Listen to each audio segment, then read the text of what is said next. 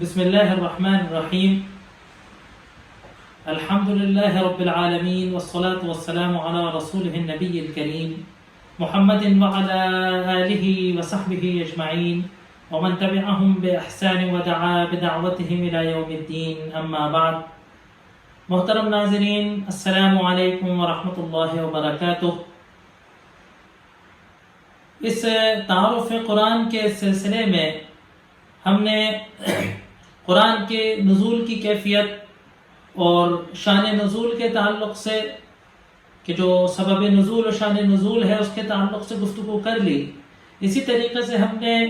مکی اور مدنی قرآن، مکی اور مدنی صورتوں کے تعلق سے اور مکی صورتوں کی خصوصیتیں اور مدنی صورتوں کی خصوصیتوں کو سمجھ لیا. اب جو اگلا موضوع آنا ہے جس کے بارے میں سابقہ لیکچر میں گزشتہ نشست کے اخیر میں جدھر اشارہ ہوا تھا کہ قرآن کی جمع اور تدوین کے تعلق سے انشاءاللہ گفتگو کرنے کا ارادہ ہے. جیسا کہ آپ سے بات کی گئی تھی کہ مستشرقین جو ہیں وہ مغرب کے علماء، وہ انگریز علماء، وہ غیر مسلم علماء کہ جو مشرق کے علوم، مشرق کی تاریخ اور مشرق کے ادیان، مشرق کے مذہبوں پر، دینوں پر، مشرق کے کلچروں پر اسٹڈی کرتے ہیں، ان کو مستشرقین کہا جاتا ہے. مستشرقین کی ایک تعداد یقیناً ایماندار ہوتی ہے اور وہ صرف علمی ذوق کے طور پر بطور علم، بطور فن و تحقیق اس فن کو اختیار کرتے ہیں، لیکن ایک بڑی تعداد ان کی اسلامی تاریخ کو، اسلامی عقیدے کو، قرآن و حدیث کو، اسلام کی تاریخ کو، سیرت مطہرہ کو اور دیگر مضامین کا مطالعہ کرتی ہے، اس کی اسٹڈی کرتی ہے تاکہ اسلام کے خلاف کام کرنا اس کے لیے ممکن ہو جائے. ان کا سب سے اہم جو ان کا انداز ہے، جو سب سے کارگر طریقہ ہے ان کا، کہ وہ اس پورے علوم کو پیش کرتے ہوئے بڑے فلسفیانہ اور منطقی سائنٹیفک انداز سے جھوٹ بول کر، غلط فہمیاں پیدا کر کر جو ہے وہ اسلام کے تعلق سے، اسلام کے عقیدے کے تعلق سے، اسلام کی تاریخ کے تعلق سے اسکالر تک، پڑھنے والوں تک شک پیدا کر دیتے ہیں. اور ایک بڑی تعداد مسلم اسکالرز میں ایسی ہے کہ جو ان مستشرقین کے لٹریچر سے متاثر ہوئی ہے، جو ان مستشرقین کے افکار سے متاثر ہوئی ہے، ان سے مرعوب ہوئی ہے، اور دانستہ اور نادانستہ، شعوری اور لاشعوری طور پر اس نے اسلام کے خلاف، اسلام کی تاریخ کے خلاف، اسلام کے عقیدے کے خلاف اور بنیادی جو اسلامی مسلمہ حقائق ہیں ان کے خلاف کام کیا ہے. اور آج ایک جو جدید اسلام کے خلاف ایک سوچ ہے، ایک جو جدید ایک ماڈرن ذہنیت ہے، اس میں اس کا ایک بڑا فعال رول ہے، بڑا ایک کارگر اس کا اثر ہے. انہی مضامین میں سے ایک مضمون ہے تدوین قرآن. عام طور سے ایک سادہ ذہن آدمی کے سامنے انگریز و مستشرق اسکالر یہ بات پیش کرتے ہیں کہ قرآن اللہ کے رسول صلی اللہ علیہ وآلہ وصحبہ وسلم کی زندگی میں لکھا ہوا نہیں تھا، اس کو کتابی صورت، اس کو یہ کتاب کی مطبوعہ صورت بعد میں دی گئی ہے. لہٰذا اس بات کو پیش کر کے وہ قرآن کی صداقت میں، قرآن کی حقانیت میں، قرآن کے ثقہ اور معتبر ہونے میں جو ہے سوالیہ نشان اٹھانے کی کوشش کرتے ہیں. لہٰذا ایک قرآن کے مطالعہ کرنے والے، تفسیر کے مطالعہ کرنے والے کے سامنے قرآن کی تدوین کی تاریخ سامنے ہونا چاہیے. جیسا کہ آپ نے ابھی تک کے گفتگو میں جانا کہ قرآن 23 سال تک جستا جستا چھوٹے چھوٹے ٹکڑوں میں، چند چند آیات میں، چھوٹی صورتوں میں، بڑی صورتوں میں اللہ کے رسول صلی اللہ علیہ وسلم پر اترتا رہا. جس وقت تک نبی کریم صلی اللہ علیہ وسلم حیات تھے، جب تک آپ اس دنیا میں تشریف فرما تھے، قرآن نازل ہو رہا تھا اور مزید قرآن کے ہر روز نازل ہونے کی امید باقی تھی.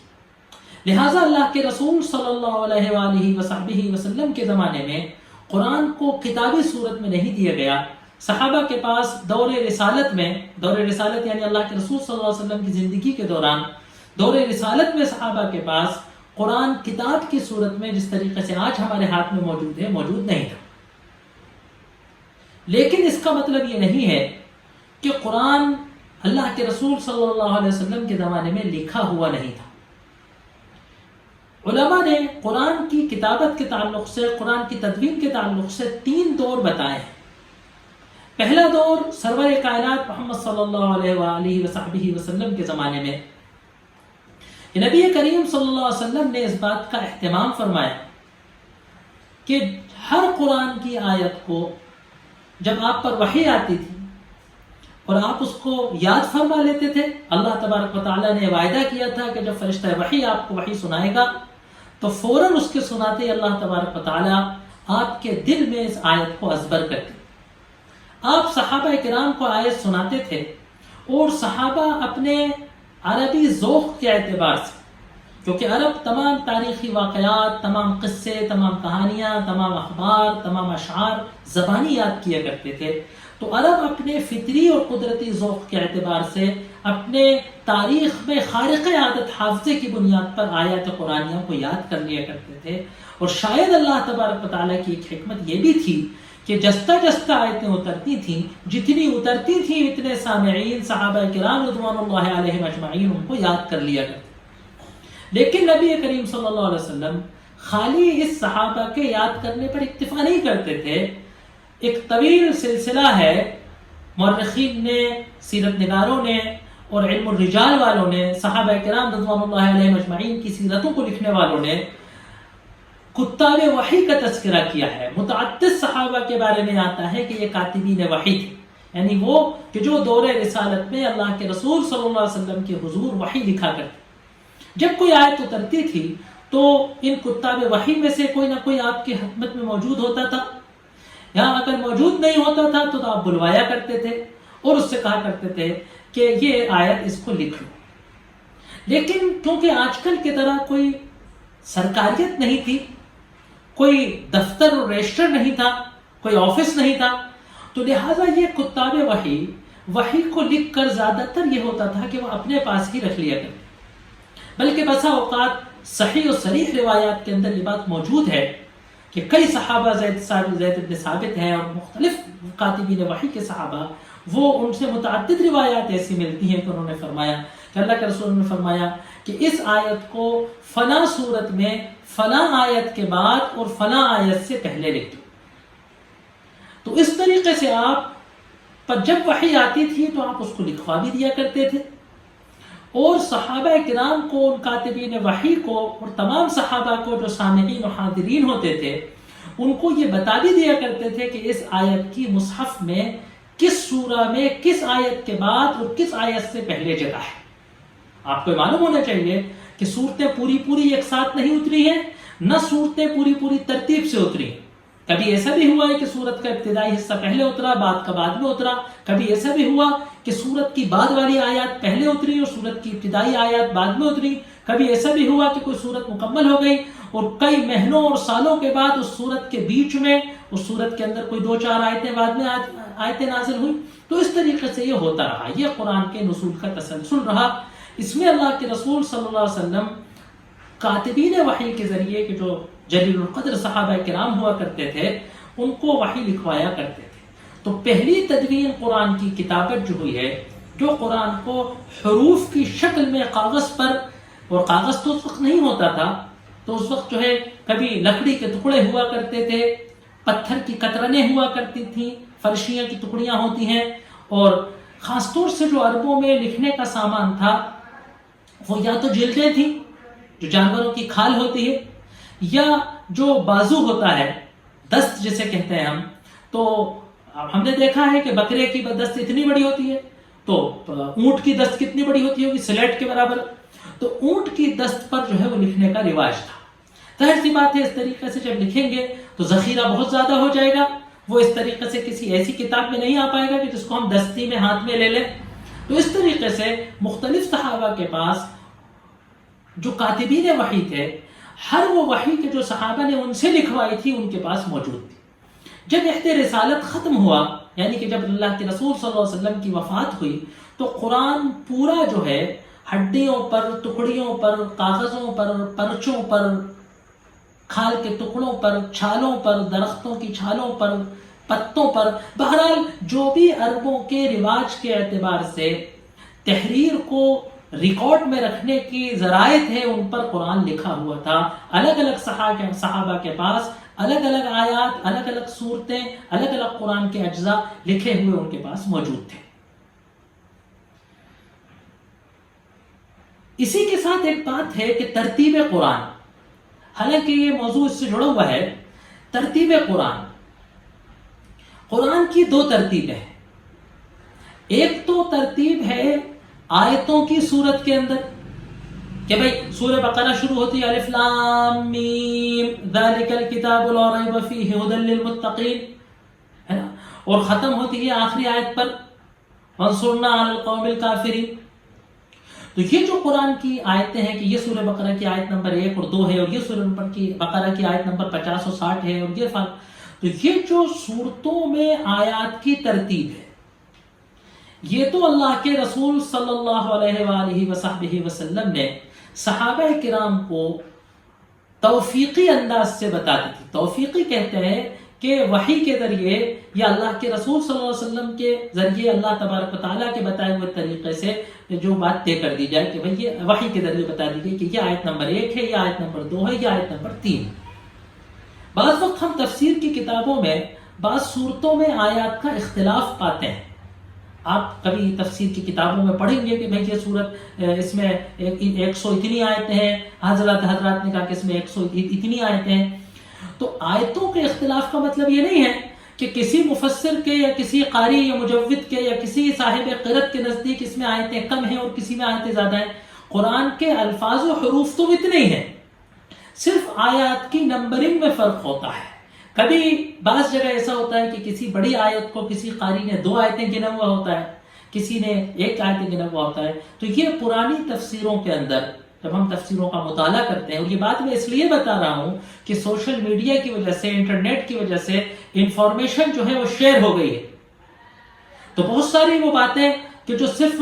علماء کو یا مطالعہ کرنے والوں کو معلوم ہوتی تھیں، صرف وہ کتابوں کی زینت تھیں، عملی طور پر اس سے فرق نہیں پڑتا، لیکن آج لوگوں کو پتہ چل جاتی ہیں اور وہ کنفیوز ہوتے.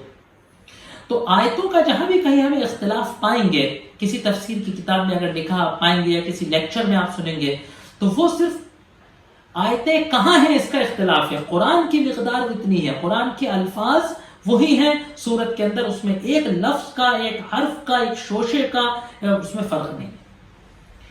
تو آیتوں کی ترتیب تو اللہ کے رسول صلی اللہ علیہ وسلم نے طے فرما دی تھی، اور جیسے میں نے بتایا کہ یہ روایتیں موجود ہیں کہ آپ فرماتے تھے اس آیت کو فلاں صورت میں فلاں آیت کے بعد اور فلاں آیت سے پہلے رکھ دو. اس میں تمام علماء و مفسرین کا اتفاق ہے، یہ متفق علیہ رائے ہے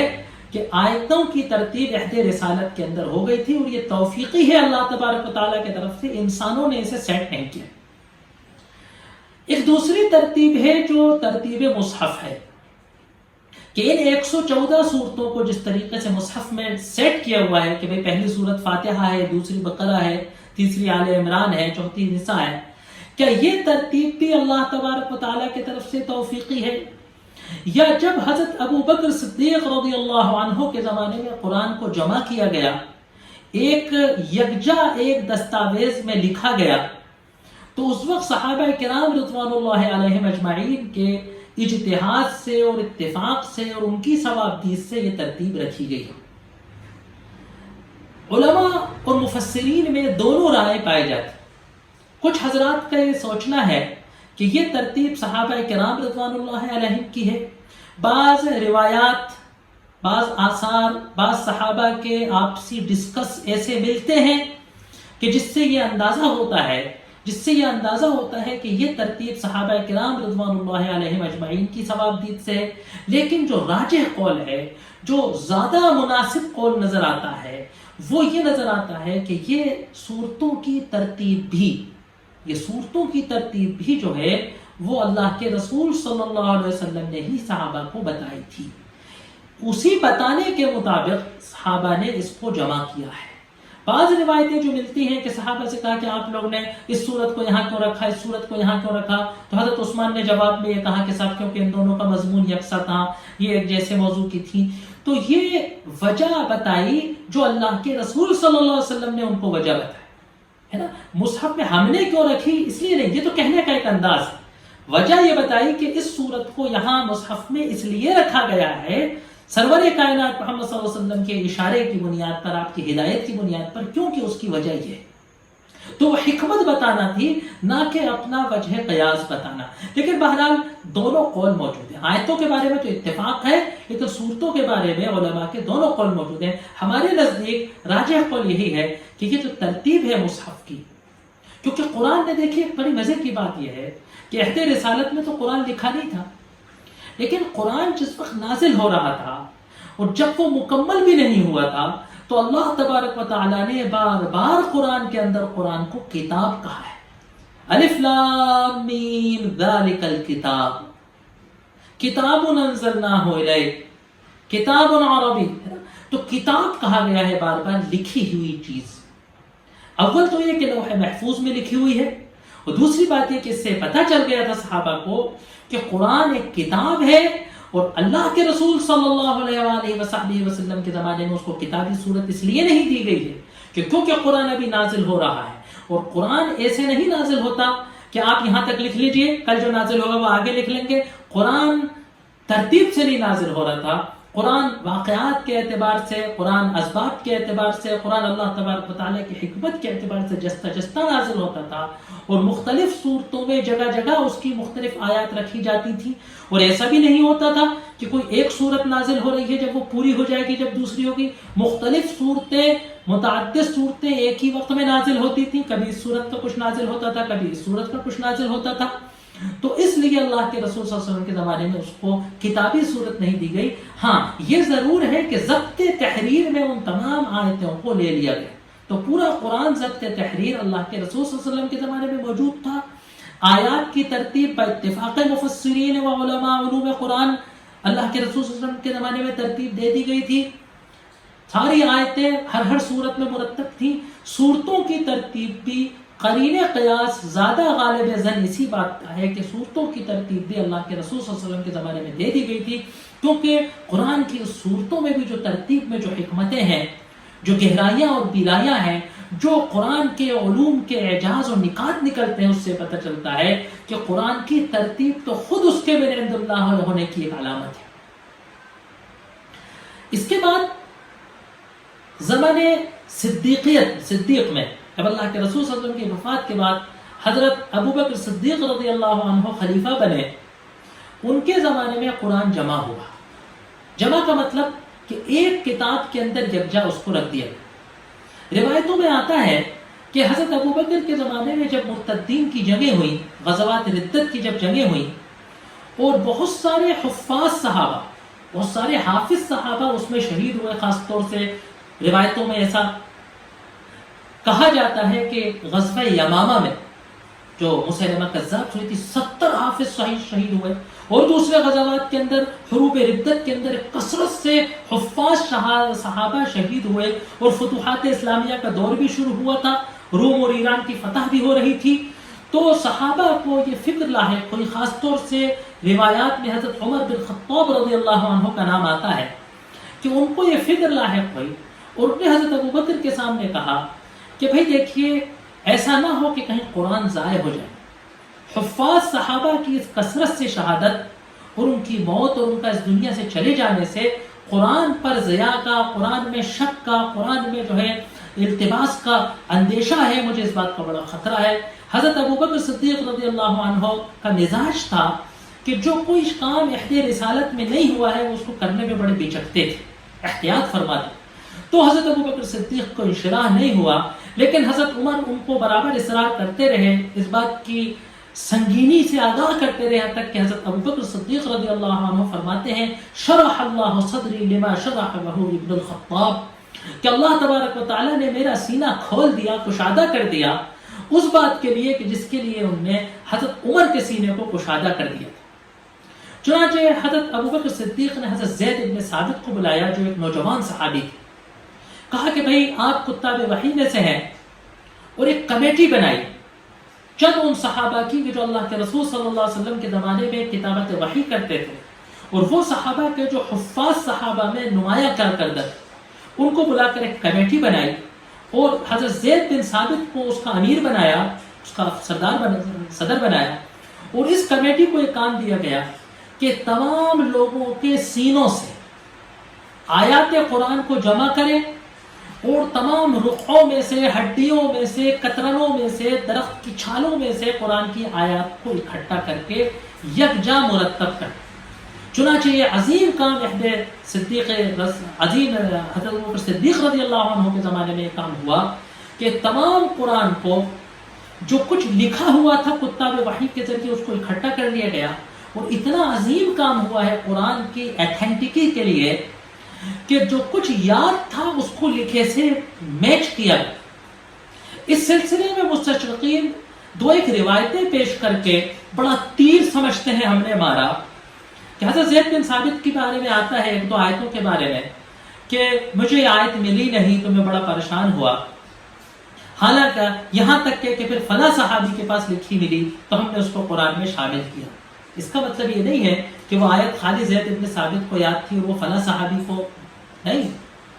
وہ آیت تو تمام صحابہ کو یاد تھی، لیکن طے یہ کیا گیا تھا کہ یاد کی شہادت میں جب تک سرور کائنات محمد صلی اللہ علیہ وسلم کی املا کرا ہوا رقعہ نہ مل جائے گا قرآن میں شامل نہیں کریں گے. اس لیے یہ پریشان تھے کہ آیت تو ہم سب کو یاد ہے لیکن لکھی نہیں مل رہی، نہیں لکھیں گے تو ایک آیت مس ہو جائے گی، لکھ دیں گے تو قرآن کی صداقت اور شہادت میں جو طے کیا گیا اس میں خامی آ جائے گی. لہٰذا جب وہ آیت ملی تو اس پوری کمیٹی نے انتہائی خوشی کا اظہار کیا اور اسی بات کو حضرت زید بن ثابت نے دیگر صحابہ نے بیان کیا. ہمارے مستشرقین پس منظر سمجھے بغیر، بات کے بیک گراؤنڈ کو سمجھے بغیر ہو نا، اور اس کو قصے کو لے بھاگے اور اس سے بہت کچھ انہوں نے استدلال کرنا چاہتا، بلکہ جو کچھ انہوں نے سوچ لیا تھا کہ ہمیں یہ ثابت کرنا ہے اس کو ثابت کرنے کی ناکام کوشش کرتے ہیں. چنانچہ اس طریقے سے حضرت ابوبکر صدیق رضی اللہ عنہ کے زمانے میں قرآن لکھ دیا گیا. اس کے بعد اس کو مرتب کر کے بڑے بڑے رقعوں کے اندر اس کو لکھا گیا اور اس کو حضرت حفصہ رضی اللہ عنہا کہ جو ام المؤمنین تھی، اللہ کے رسول صلی اللہ علیہ وسلم کی زوجہ مبارکہ تھی اور حضرت عمر بن خطاب رضی اللہ عنہ کی صاحبزادی تھی، ان کے پاس اس کو رکھوا دیا گیا. ریکارڈ کر دیا گیا کہ کل کو اگر کبھی ضرورت پڑے تو اس دستاویز کو، یہ ابھی استعمال نہیں ہو رہا تھا، ابھی صرف یہ ریکارڈ رکھ کر یہ فائل تیار کر لی گئی تھی. قرآن پورا ضبط تحریر میں یکجا، ضبط تحریر تو پہلے سے تھا، یکجا ایک فائل میں ایک نستی کے اندر جو ہے وہ تھپی جو ہے وہ بنا کر رکھ دی. اب دور عثمانی کے اندر جو ہے قرآن کا جمع ثالث ہوا ہے.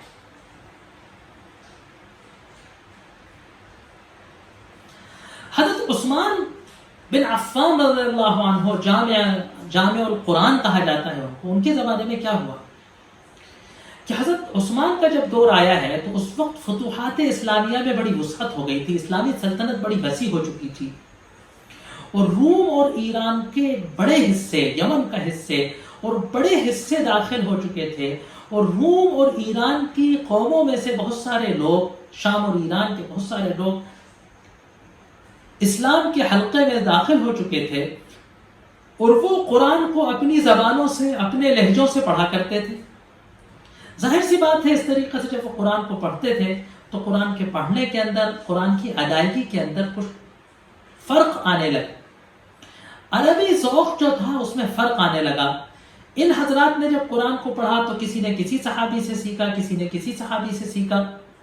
کسی نے کسی سے پڑھا، کوئی پہلے ایرانی زبان بولتا تھا اس نے عربی پڑھی، پھر اس سے کسی نے پڑھا. اس طریقے سے قرآن میں لحن ہوا. جب صحابہ کرام گئے اور غالباً حضرت حذیفہ بن یمان کے بارے میں آتا ہے کہ انہوں نے آ کر امیر المومنین حضرت عثمان سے کہا کہ ادرک امیر المومنین حاضر لوگ، اے امیر المومنین اس امت کو ادراک، اس امت کو پکڑ لیجئے اس سے پہلے کہ وہ اختلاف کر دے اللہ کی کتاب میں، جیسے کہ بنی اسرائیل نے تورات میں اختلاف کیا. اس سے پہلے کہ قرآن بگڑ جائے، قرآن میں اختلاف ہو جائے، کوئی کہے کہ نہیں آیت یوں ہے اور کوئی کہے کہ نہیں آیت یوں ہے، اور قرآن میں اختلاف ہونے سے پہلے آپ اس امت کو پکڑ لیجئے. حضرت عثمان کو اس بات کو سن کر بڑی فکر بندی ہوئی. آپ نے صحابہ کرام سے مشورہ کیا اور مشورے کے بعد یہ بات طے ہوئی کہ جو حضرت ابو بکر صدیق رضی اللہ عنہ کے زمانے میں جو مصحف تیار کیا گیا تھا، جب یہ تیار ہوا تو اس کے بارے میں، نام کے بارے میں ہوا کہ کیا نام رکھا جائے. تو کیونکہ عربوں میں کتابیں نہیں ہوتی تھی، حبشے وغیرہ میں انجیل اور تورات کو لکھا جاتا تھا اور مذہبی کتابوں کو، آسمانی کتابوں کو صحف کہا جاتا تھا، تو اس کی نسبت سے اس کا نام مصحف رکھا گیا تھا، ہے نا، وہ دستاویز کہ جس میں تمام وحی کی دستاویزیں یکجا، مصحف نام رکھا گیا۔ تو کہا کہ جو مصحف ابو بکر ہے، جو حضرت حفصہ کے پاس محفوظ ہے، اس کو لے کر، اور وہی حضرت زید بن ثابت کہ جن نے اس کو تیار کرنے کی کمیٹی کے صدر تھے، ان کی کمیٹی ایک اور انہی کی صدارت میں ایک کمیٹی تشکیل دی گئی اور کہا گیا کہ اس مصحف سے نسخے تیار کیے جائیں۔ چنانچہ اس کو حضرت حفصہ سے لیا گیا۔ حضرت عثمان نے کہا کہ آپ ہمیں وہ دستاویز دے دیجئے، ہم اس کی نقل کر کے اس کو اتار کر آپ کو واپس کر دیں گے۔ وہ لیے گئی اور اس کے 7، 5، 6 نسخے کیے گئے اور تمام اطراف میں، تمام ریاستوں میں گورنروں کو نسخے بھیج دیے گئے اور کہا گیا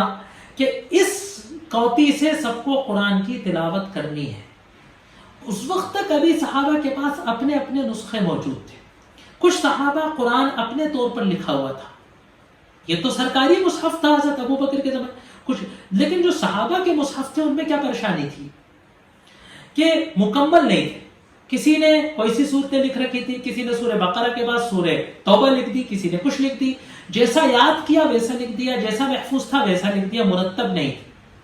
تو حضرت عثمان کو یہ ڈر پیدا ہوا، ایسا نہیں کہ آگے چل کر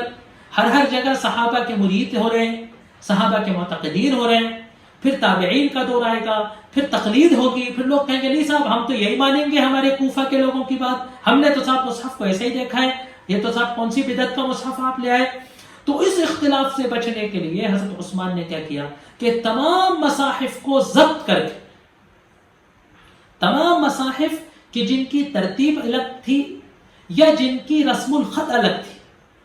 ان کو جمع کر کے تلف کر دیا، جلا دیا، ختم کر دیا، اور پوری امت کو اس پر متفق کر دیا کہ جو بھی قرآن کا نسخہ اتارے گا، جو بھی قرآن کی تلاوت کرے گا، جو بھی قرآن کو پڑھے گا یا جو بھی قرآن کو لکھے گا، وہ اس مصحف عثمانی سے، یعنی جو حضرت ابو بکر کے زمانے میں نقل کیا گیا تھا، اس کو لکھ دیا گیا۔ اور حضرت ابو بکر نے کہا، حضرت عثمان رضی اللہ عنہ نے کہا اس کمیٹی سے کہ اگر تم اس کو لکھو اور لکھتے میں اگر تمہارے درمیان کوئی اختلاف ہو جائے تم ممبران میں، تو قریش کی زبان سے لکھنا، قریش کی فونٹ میں لکھنا، کیونکہ قریش کی زبان سے قرآن نازل ہوا ہے۔ تو یہ قرآن کی تدوین ہوئی ہے۔ یہ جو ہمارے سامنے مصحف ہے جس میں سے ہم تلاوت کرتے ہیں، اس کو مصحف عثمانی کہا جاتا ہے، اسی لیے کہ یہ ہو بہو اس مصحف کی کاپی ہے جو حضرت عثمان رضی اللہ عنہ کے زمانے کے اندر تیار کیا گیا تھا۔ اس مصحف کا ایک مخصوص فونٹ ہے، اس کو رسم عثمانی کہا جاتا ہے۔ علماء کا اس میں اختلاف ہے کہ کیا مصحف کو عام فونٹ میں لکھا جا سکتا ہے؟ نہیں، زیادہ تر علماء کا اس بات پر اتفاق ہے کہ ہم کہیں کمپیوٹر میں لکھ رہے ہوں، میسج کر رہے ہوں، کسی کتاب کے اندر کوٹیشن کر رہے ہوں تو بات الگ ہے، لیکن اگر مصحف جو بھی لکھے گا، جو بھی مصحف کو چھاپے گا، اسی فونٹ میں، عثمانی فونٹ میں چھاپا جائے گا۔ آج کل جو عربی کا ماڈرن طریقہ ہے یا جو آج عربی کی املا ہے، اس کے اعتبار سے اس میں نہیں ہے۔ اگر اس میں کوئی عربی کے اعتبار سے غلط املا لکھی ہے تو وہ ایسا ہی لکھی جائے گی، کیونکہ یہ رسم مصحف ہے، حضرت عثمان کے زمانے میں ایسا ہی لکھا گیا تھا۔ بلکہ بعض حضرات کا تو یہ تک کہنا ہے کہ جب اللہ کے رسول صلی اللہ علیہ وسلم کتاب وحی کو لکھواتے تھے تو یہ بھی کہتے تھے کہ اس لفظ کو سین سے لکھو، اس لفظ کو سات سے لکھو، اور بعض حضرات نے تو یہ تک روایتیں نقل کی ہیں کہ آپ نے کہا اس کو لمبی یہ سے لکھو۔ تو گویا ایک طریقے سے یہ منصوص علیہ نسخہ ہے۔ حضرت عثمان کا اور صحابہ کا تو اس پر اتفاق ہے، بلکہ اس میں کہیں نہ کہیں اس کی املا میں سرور کائنات محمد صلی اللہ علیہ وسلم کی طرف سے بھی اشارے موجود ہیں، ایسی روایات بھی ملتی ہیں۔ تو اس رسم عثمانی کی بڑی خصوصیات ہے مصحف کو اسی طریقے۔ ہمارے یہاں تو حفاظ بڑی تعداد میں ہوتے ہیں لیکن ان کو قرآن لکھنا نہیں آتا، لیکن عرب ممالک میں جو سندی یافتہ حفاظ ہوتے ہیں وہ قرآن کے رسم الخط کے بھی حافظ ہوتے ہیں، انہیں خالی قرآن پڑھنا نہیں آتا، وہ قرآن لکھ بھی سکتے ہیں، تبھی انہیں حافظے کی سند دی جاتی ہے۔ جو مستند جو ہے وہ قراءت تجوید سے جو حفاظ کی سند ہوتی ہے اس میں یہ شامل ہے۔ اس کے علاوہ 2-3 چیزیں ہیں کہ حضرت عثمان کے زمانے میں جو قرآن لکھا گیا تھا اس میں نقطے، زبر زیر اور جو تشکیل ہے وہ نہیں تھی، کیونکہ عرب جو ہے وہ بغیر نقطوں کے لکھتے تھے، اور وہ زیر اور جو تشکیل ہے وہ نہیں تھی، کیونکہ عرب جو ہے وہ بغیر نقطوں کے لکھتے تھے اور وہ آرام سے بات پڑھ لیا کرتے تھے. جیسے کہ میں اس کی مثال دیا کرتا ہوں کہ جیسے کہ ہم لوگ عربی زبان جو ہے قرآن ہم اگر زبر زیر ہٹا لیں تو نہیں پڑھ سکتے، لیکن اردو ہم پڑھ لیتے. اردو کا ہم اخبار پورا پڑھ ڈالتے ہیں بغیر زبر زیر کے. کیوں؟ کیونکہ وہ ہماری زبان ہے. تو عرب جو ہے عربی کو بغیر زبر زیر کے تو آج بھی پڑھتے ہیں، لیکن اس زمانے کے جو عرب تھے فطری ذوق والے، حافظے والے، وہ بغیر نقطوں کے عرب زبان کو بھی پڑھ لیں. تو پھر اس میں نقطے لگے کسی زمانے میں.